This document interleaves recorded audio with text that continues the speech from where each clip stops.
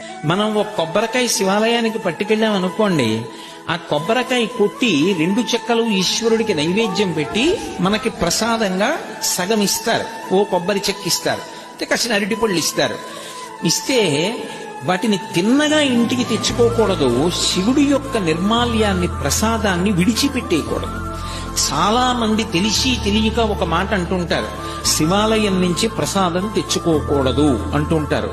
బాగా వినండి, శివాలయం నుంచి ప్రసాదం పట్టికెళ్ళి తీరాలి ఇంటికి. దాన్ని గోడ మీద పెట్టేయడం, నంది దగ్గర పెట్టేయడం, అటువంటి పిచ్చి పనులు చేయకూడదు. ప్రసాద తిరస్కారము బహుదోషము. ప్రసాదాన్ని తిరస్కరించకూడదు.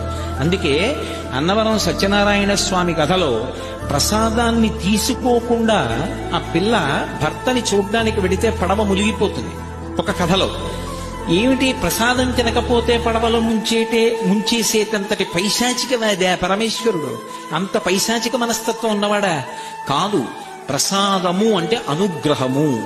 ఈశ్వరానుగ్రహము ప్రసాదం రూపంలో లోపలికి వెళ్ళి అందులో 6వ వంతు మనస్సుగా మారి మనకున్నటువంటి సమస్యలకి కావలసినటువంటి పరిష్కారం అదే మనసులో బుద్ధి నిర్ణయించి ప్రచోదనం చేస్తుంది.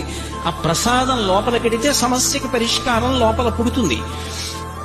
అలా ఆ ప్రసాదము ఈశ్వరానుగ్రహము కనుక ఎవరు